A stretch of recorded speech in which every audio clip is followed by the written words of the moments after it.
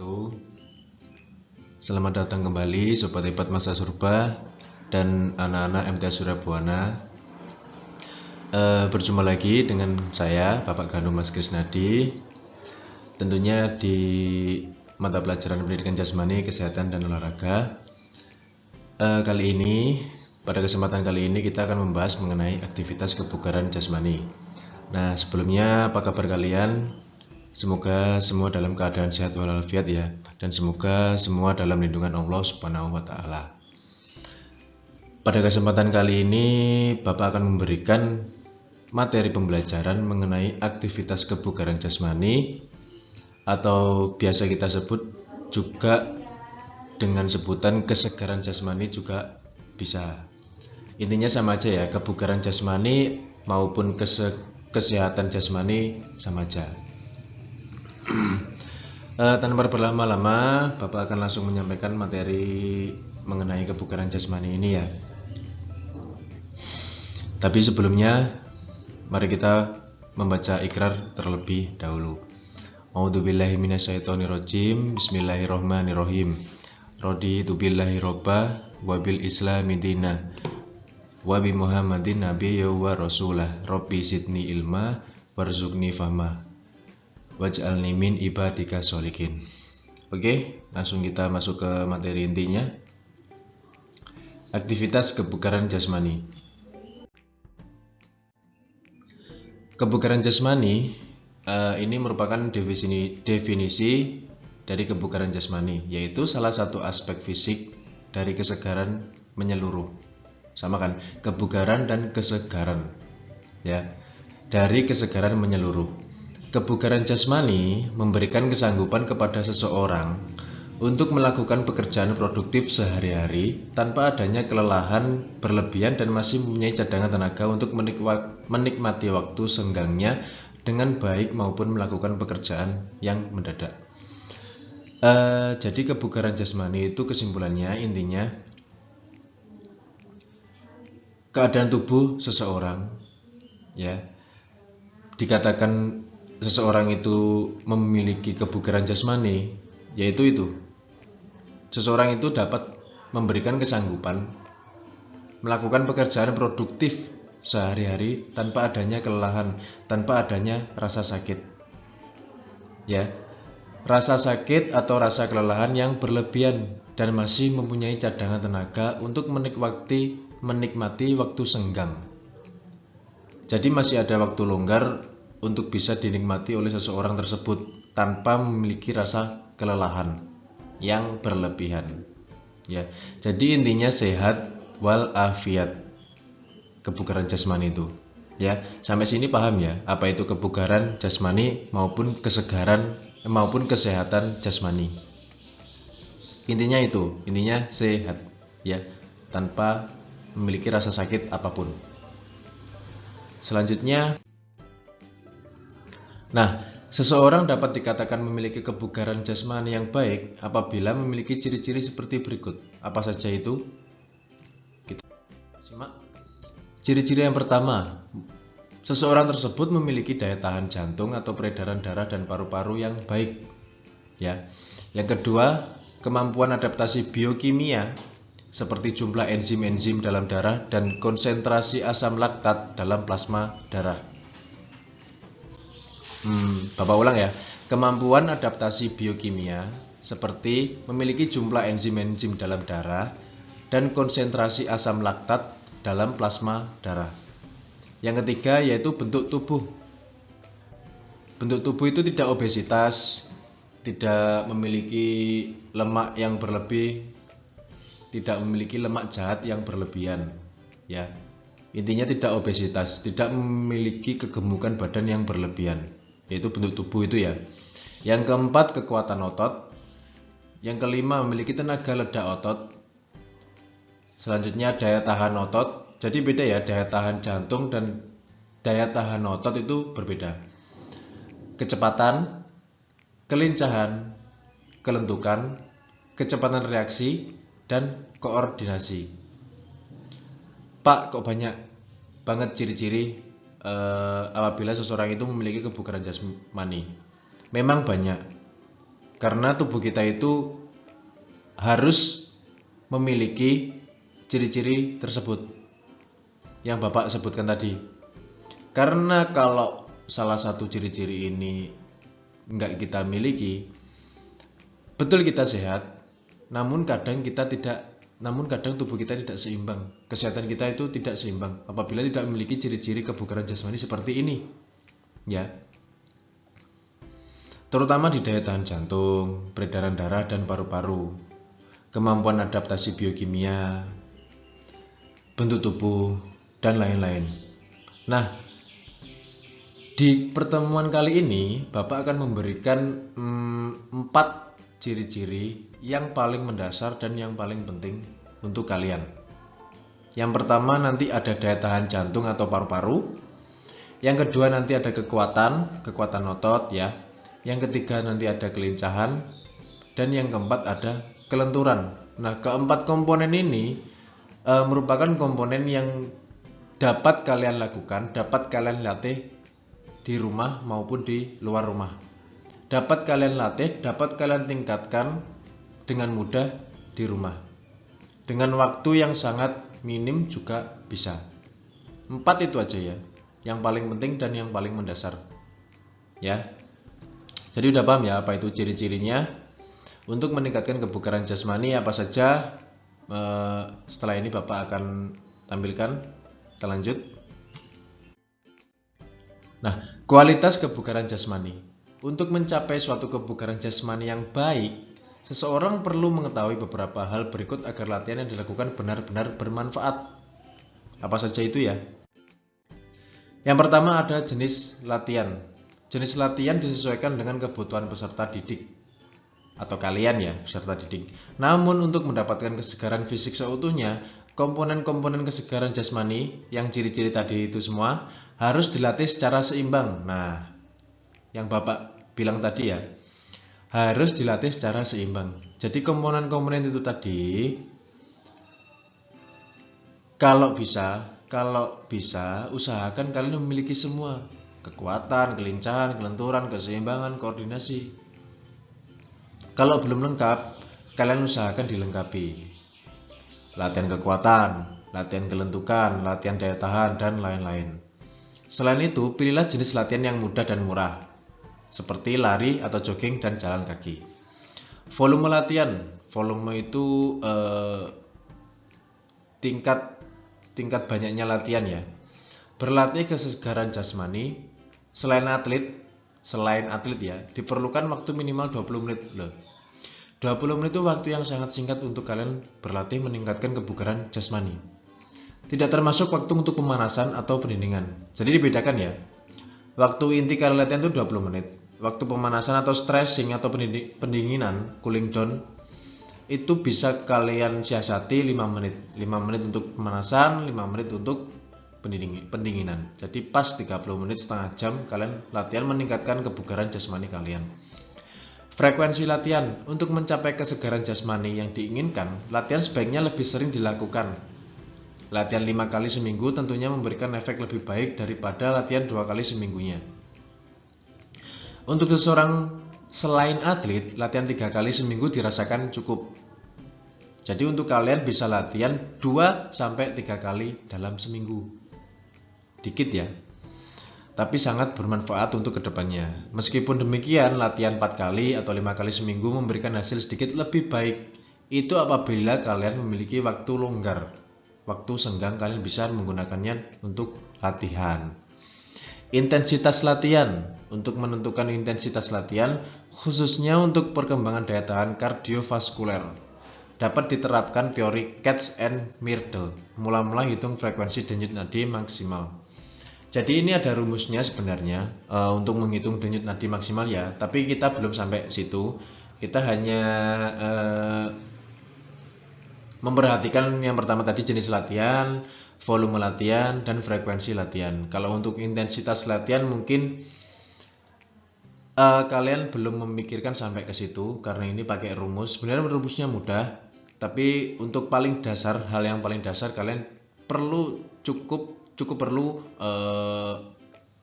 mementingkan atau mengutamakan yang 3 tadi, jenis latihan, volume latihan, dan frekuensi. ya.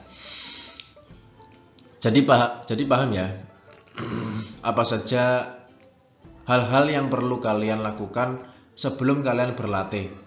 Ya, perhatikan apa itu jenis latihannya, perhatikan volume latihannya, perhatikan frekuensi latihannya. Jadi kalian latihan itu ada acuannya, ada tolak ukurnya, dan ada referensinya. Jadi tidak asal latihan, ya. Ada step-stepnya, ada tahap-tahapnya, ya. Ada prinsip latihan, ya. Kita lanjut. Nah, ini beberapa contoh komponen bentuk aktivitas latihan untuk meningkatkan kebugaran jasmani. Yang pertama, tadi Bapak sebutkan daya tahan jantung dan paru-paru. Apa itu definisinya? Kemampuan tubuh untuk melakukan kegiatan atau pekerjaan dalam waktu lama. Ya, dalam waktu lama melakukan pekerjaan tanpa mengalami kelelahan yang berarti. Berarti daya tahan jantung dan paru-paru kalian itu baik. Apabila kalian sudah beraktivitas seharian penuh, tapi malamnya kalian itu tidak merasa capek, nah itu berarti daya tahan jantung dan paru-paru kalian bagus, kesehatan kalian itu bagus, ya. Yang kedua, ada kekuatan, kemampuan otot dan saraf tubuh untuk mengatasi beban internal dan beban eksternal. Paham ya apa itu kekuatan ya, terutama kekuatan otot. Yang ketiga, ada kelincahan, kemampuan seseorang untuk dapat bergerak dengan sangat cepat dan mengubah arah dengan tangkas juga. Mengapa Bapak memberikan kelincahan? Karena kadang kita untuk bergerak saja itu sudah malas rasanya.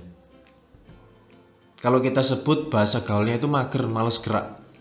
Kalau kita udah duduk, lalu kita disuruh ngapain, mau berdiri itu susah, mau berdiri itu malas. Makanya Bapak di sini memberikan komponen kelincahan agar kalian dapat bergerak dengan seefektif mungkin dan sebaik mungkin. Selanjutnya ada kelenturan, kemungkinan gerak maksimal yang dapat dilakukan oleh suatu sendi. Seseorang dikatakan lentur apabila ia mampu membungkuk dengan maksimal, mampu duduk dengan kaki terbuka, dan mampu melentik dengan sempurna. Ini kelenturan tubuh ya. Seperti karet yang elastis. Jadi kalian memiliki kelenturan tubuh, kelenturan otot yang baik. Jadi saat kalian misal molet, misal bungkuk, misal bergerak bungkuk, bergerak berdiri bungkuk, itu tidak sakit pinggangnya atau tidak sakit punggung kalian, berarti kalian sedikit memiliki kelenturan tubuh yang bagus. Atau cium lutut, itu bisa kalian bisa mencium lutut, itu juga ciri-ciri kalian memiliki kelenturan tubuh yang bagus. Jadi tidak kaku, tulang-tulang kalian, otot-otot kalian tidak kaku. Nah Pak, bagaimana untuk memiliki kelenturan tubuh yang baik? Yaitu latihan itu tadi, ya. Untuk latihan-latihannya Bapak akan sampaikan ini ya. Setelah ini, ini sama pengertian dari daya tahan, kekuatan, kelincahan, kelenturan. Nah, ini contoh-contoh aktivitas tadi ya, yang daya tahan, kekuatan, dan lain-lain itu tadi. Yang pertama, ini ada contoh aktivitas bentuk latihan untuk meningkatkan daya tahan jantung dan paru-paru.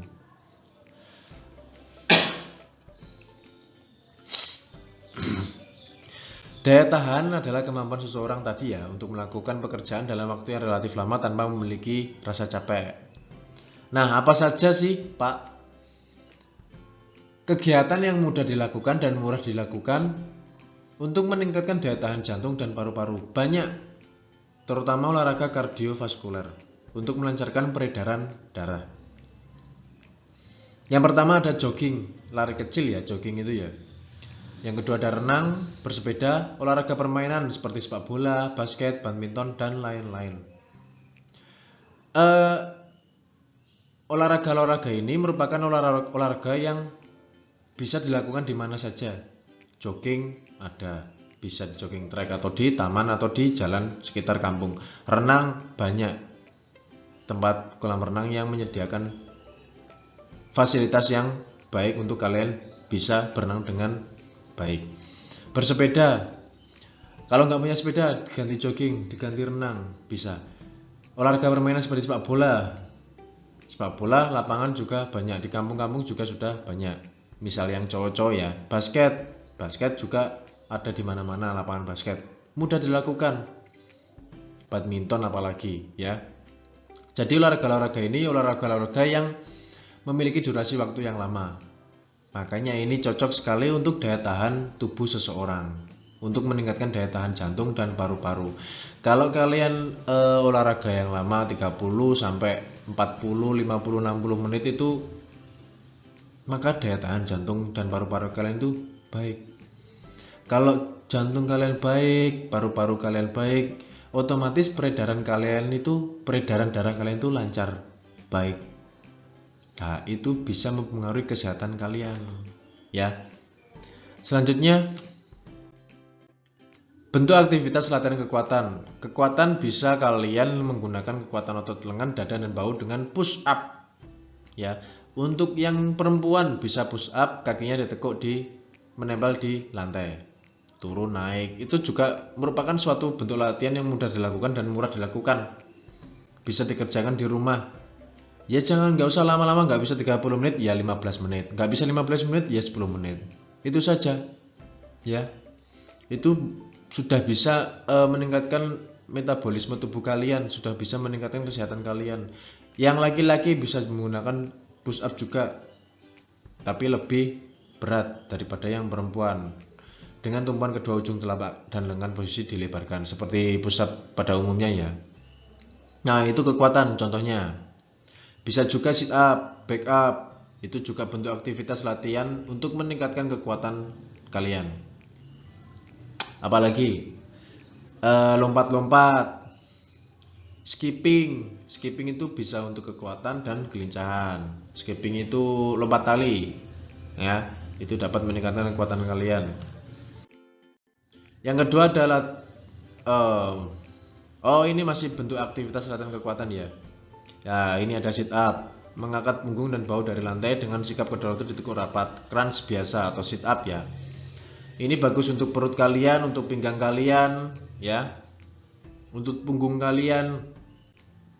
Semua kalian dapat ya kalau kalian melakukan sit up, terutama untuk meningkatkan kesehatan kalian. Aktivitas naik turun bangku atau box dengan cara kaki satu persatu naik dan turun bangku. Kalau tidak punya bangku, kalau di rumah kalian ada tangga 1-2 tangga itu bisa. Kalau nggak ada tangga, nggak ada bangku, bisa pakai box atau kayu yang kuat, yang mampu diinjek sama kaki kalian ya. Jangan box aqua gitu ya, box kayu.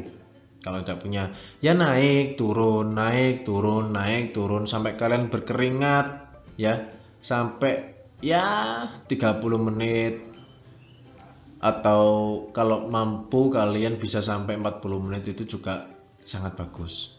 Seminggu 3 kali, atau seminggu kalau nggak bisa 3 kali, seminggu sekali, itu paling minim ya, seminggu sekali. Bentuk aktivitas latihan kelincahan, di sini ada shuttle run, lari zigzag melewati kun atau pembatas. Aktivitas bermain melompat bangku panjang posisi menyamping dilakukan berkelompok. Nah, ini juga bisa kan, yang perempuan bisa menggunakan tali, nah, melompati bangku atau tali untuk meningkatkan kelincahan kalian. Atau yang paling mudah itu sebenarnya lompat tali, yang paling mudah dilakukan. Kalian juga bisa sekaligus melakukan permainan kalau ada tali ya.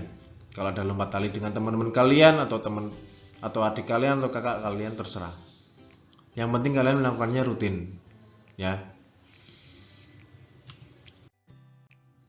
Selanjutnya kelenturan.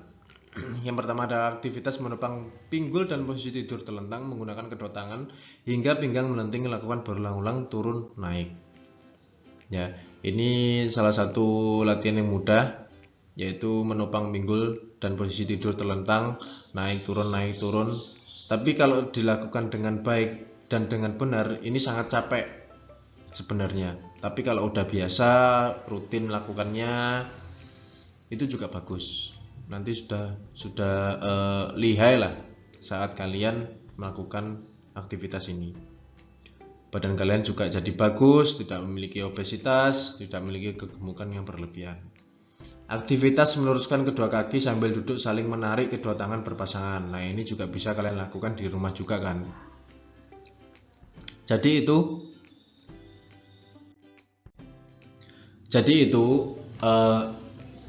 4 komponen dasar yang paling mendasar dan menurut Bapak mudah dan murah dilakukan, terutama di rumah saat pandemi seperti ini ya. Yang pertama tadi ada daya tahan, yang kedua ada kekuatan, kelincahan, dan kelenturan. Semua segala aktivitas tersebut dapat kalian lakukan seminggu sekali, itu paling minim. Kalau kalian bisa melakukan secara rutin dan senang melakukannya, bisa kalian sampai seminggu 5 kali, seminggu 3 kali lah, karena kalian juga memiliki waktu untuk belajar juga, untuk daring juga kan. Jadi itu ya. Jadi intinya untuk memiliki kesehatan tubuh yang bagus itu juga diperlukan proses dan usaha yang maksimal juga. Contohnya seperti tadi, push up, sit up, jogging, renang, bersepeda. Paling enggak seminggu sekali itu kalian berolahraga agar kebugaran jasmani tubuh kalian itu baik dan kalian tidak sakit-sakitan. Kalau kalian sakit-sakitan, siapa yang rugi? Kalian sendiri. Kalau kalian sakit, tidak pernah olahraga dan jarang olahraga, kalian tidak bisa beraktivitas dengan baik kalau kalian sakit, ya. Di sini sudah ada 10 manfaat meningkatkan kebugaran jasmani. Sebenarnya manfaatnya sangat banyak untuk meningkatkan kebugaran jasmani ini. Manfaat dari meningkatkan kebugaran jasmani ini sangat banyak, ya. Karena sehat itu mahal. Yang pertama, terhindar dari berbagai macam penyakit, loh kan. Apalagi penyakit-penyakit seperti obesitas atau kegemukan yang berlebihan, diabetes, penyakit bahaya kan ini juga diabetes, penyakit jantung, hipertensi, osteoporosis, dan lain-lain. Ini merupakan penyakit-penyakit yang sangat menurut Bapak penyakit berat ya. Seperti obesitas, diabetes, jantung, hipertensi, dan osteoporosis itu merupakan penyakit-penyakit berat. Nah, di sini ada manfaatnya untuk meningkatkan kebugaran jasmani, bisa terhindar dari berbagai macam penyakit itu. Kalau kalian berolahraga dan meningkatkan kebugaran jasmani kalian. Ya. Yang kedua ada meningkatkan mood atau suasana hati. Yang awalnya bad mood bisa berubah menjadi senang. Itu salah satu manfaat meningkatkan kebugaran jasmani. Kalau kita sering berolahraga, maka otak kita, mood kita menjadi senang. Karena kita juga senang melakukan olahraga, ya. Meningkatkan energi, ya, meningkatkan tenaga ini ya, energi ya. Mencegah insomnia. Insomnia itu penyakit yang bukan penyakit ya. Seperti kebiasaan yang kita susah tidur, ya, insomnia. Meningkatkan kecerdasan otak, mengatasi depresi, menurunkan kelelahan, meningkatkan kesehatan tubuh, menurunkan kolesterol jahat, mengurangi risiko kanker. Jadi intinya manfaat meningkatkan kebugaran jasmani itu juga baik untuk kehidupan kalian sehari-hari. Tidak hanya meningkatkan bentuk tubuh kalian, tidak hanya meningkatkan kesehatan kalian, tapi juga meningkatkan kecerdasan otak kalian, meningkatkan suasana hati kalian, mood kalian, dan meningkatkan energi atau tenaga kalian. Jadi sangat positif sekali ya manfaat untuk meningkatkan kebugaran jasmani ini. Apalagi kalian juga terhindar dari resiko berbagai macam penyakit berat terutama ya. Sampai sini paham semua ya, apa itu kebugaran jasmani, bagaimana meningkatkan kebugaran jasmani, apa saja latihan atau bentuk-bentuk latihan untuk meningkatkan kebugaran jasmani, dan lain-lain. Tapi selain itu, selain olahraga, misal nih kalian sudah berolahraga, jogging, lari, renang, dan lain-lain. Tapi makan kalian tidak teratur, pola makan kalian tidak teratur, pola tidur kalian tidak teratur, itu sama aja bohong. Jadi harus seimbang ya. Olahraga rutin iya, pola makan dijaga, pola tidur dijaga juga ya. Kalau kalian olahraga rutin tapi pola makan kalian sembarangan, itu percuma ya. Olahraga kalian percuma, pola tidur kalian sembarangan, itu juga percuma. Jadi harus seimbang. Olahraga rutin, pola makan juga bagus, karbohidrat, protein, vitamin, dan lain-lain, itu juga bagus. Pola tidur kalian juga bagus. Insya Allah kebugaran jasmani kalian, kesehatan jasmani kalian juga akan bagus ya. Kalau semua itu sudah seimbang, sudah bagus, maka kalian hidup lebih tenang, lebih tentram ya. Seperti yang Bapak bilang tadi, meningkatkan mood, mengurangi kelelahan, kecerdasan otak juga bagus. Seperti itu ya. Jadi itu kesimpulannya, semoga kalian paham apa yang Bapak sampaikan tadi.